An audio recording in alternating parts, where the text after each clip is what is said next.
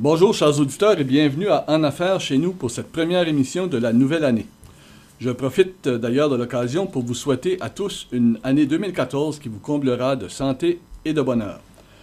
Je veux souhaiter à ceux et celles d'entre vous qui sont des entrepreneurs que vos projets et vos rêves d'entreprise se réalisent, que vous soyez en mesure de créer de l'emploi et que les risques financiers que vous prenez vous rapportent autant en satisfaction personnelle qu'en bon rendement financier. Au nom de tous ceux et celles qui travaillent grâce aux investissements que vous réalisez, votre Chambre de commerce vous remercie de croire en nos projets et en notre belle région.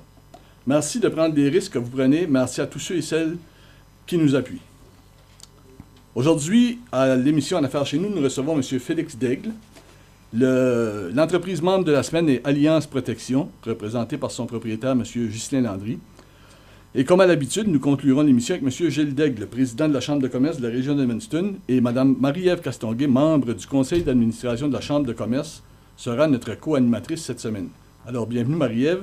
Et d'entrée de jeu, est-ce que tu peux nous parler un peu de ton cheminement professionnel, de ton secteur d'emploi et d'activité, et de ton bénévolat probablement aussi un peu? Parfait. Merci beaucoup, Marc. Je réitère tes bons vœux pour nos auditeurs pour l'année 2014.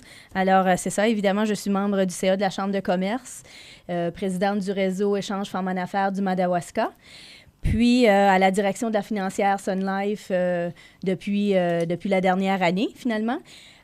Aussi instigatrice de l'événement Gardons les enfants de notre région chaud. Alors, on se tient pas mal occupé et on aime bien ça. Et je pense que c'est important de se garder au chaud ces jours-ci. C'est vrai, tu as bien raison. Et boys. Là, bon, maintenant, on reçoit aussi, je vous le disais, M. Félix Daigle. Félix est professeur en administration des affaires et il est notre invité cette semaine. Alors, Félix, à toi aussi, on veut te souhaiter bienvenue à l'émission En Affaires chez nous et on aimerait peut-être que tu te présentes un petit peu plus pour le bénéfice de nos auditeurs, si tu veux. Bien, merci, Marc. Je vais faire comme vous deux. Je vais en profiter pour souhaiter la bonne année à tout le monde, en particulier aux entrepreneurs. Oui, que vous réalisiez vos projets, mais que vous fassiez tous de l'argent, soyez rentables. C'est d'abord le premier objectif aussi. Moi, ma carrière, c'est assez long. Je vais résumer rapidement. J'ai terminé mon MBA à l'Université de Moncton en 1977. J'ai travaillé en tant que représentant marketing pour IBM Canada à Saint-Jean-Halifax. Et quelques années plus tard, je me suis retrouvé à Montréal avec Pricewaterhouse pour ensuite aller travailler avec une compagnie qui s'appelle Sonepar Distribution, qui est le plus grand distributeur de matériel de plomberie au monde, de matériel électrique, excusez. Puis j'ai joué différents rôles à l'intérieur de Sonepar, comme vice-président marketing, président de division, etc. Et puis ça m'a apporté à travailler à Calgary, à Vancouver, à Paris, à Montréal nécessairement, et à Toronto, et aux États-Unis également. Donc ça a été pour moi une belle étape de carrière. En 2002, mon épouse et moi, on prend le mal du pays. Je pense que c'est notre sang Brayon qui part jamais. Fait qu'on a décidé de revenir à Edmundston, où on a fondé une entreprise qui s'appelle le GIT, Onideg, qui est numéro 1 sur plusieurs sites Internet. J'ai eu l'occasion à ce moment-là, offerte par M. Gary Long, de donner des cours en remplacement de M. Paul Albert, oui, en management et en marketing à l'université, que je donne depuis 10 ans maintenant. Et puis d'intervenir, entre autres, là, personnellement, auprès de différentes entreprises, dont 2 en restauration rapide, et une qui fait maintenant des affaires avec Costco et Canadian Tire, qui sont des entreprises locales. C'est mon cheminement de carrière. Voilà, merci. Et puis peut-être, comme première question, si vous voulez bien, M. Daigle, quels sont les facteurs, parce qu'on veut parler un peu de ça aussi aujourd'hui, quels sont les facteurs à considérer avant de se lancer en affaires? D'abord, Marc, je te demanderai de m'appeler Félix. Ah, pas de problème. Okay, ça va aller vite comme ça. Et puis, je vous dirais, il y a 3 grands facteurs à considérer quand on veut se lancer en affaires. Le premier, c'est qu'est-ce qui vous motive? Okay? Pourquoi vous voulez vous lancer en affaires? Est-ce que c'est une question d'indépendance? Vous voulez être indépendant, prendre vos propres décisions, etc.? Est-ce que c'est, vous cherchez à optimiser vos profits, vos revenus? Est-ce que c'est pour apporter un revenu familial? Est-ce que c'est que vous jouissez, si je pourrais dire ça, de réalisation personnelle? Donc, c'est vraiment une aventure personnelle. Donc, le premier facteur, c'est qu'est-ce qui vous motive? Le deuxième, c'est votre idée d'entreprise ou de produit ou peu importe, là. Qu'est-ce qui vous distingue?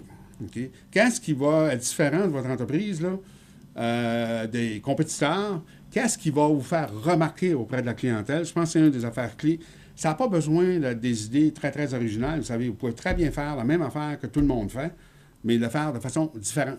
Puis souvent, les entreprises qui ont beaucoup de succès vont faire des choses différemment, ils vont le faire mieux, ils vont augmenter la facilité peut-être pour certains procédés pour les clients, peu importe. Donc, le deuxième critère, c'est comment vous allez vous distinguer du marché. Puis ça, je pense que ça fait partie des réflexions initiales avant de se lancer en affaires.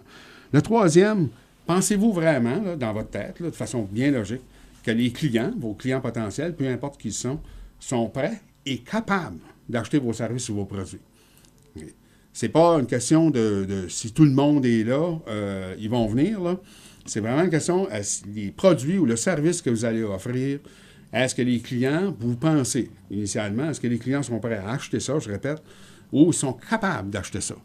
On pourrait très bien avoir, donner un exemple, là, un concessionnaire BMW à Edmundston. Il y en a des gens qui ont des BMW, mais il n'y en a pas. Il n'y a peut-être pas assez de gens qui achèteraient des BMW pour justifier un concessionnaire. Mais Dieu sait que ce n'est pas une question d'argent, là. Les gens se promènent avec des pick-up de 75-80 000 là. Il y a des gens qui pourraient en acheter. Fait avoir un concessionnaire BMW à Edmundston, c'est peut-être pas une bonne idée d'affaires. Donc, je résume, là, parce que je pense, selon moi, c'est une des choses les plus importantes. Qu'est-ce qui vous motive? Pourquoi vous voulez faire ça?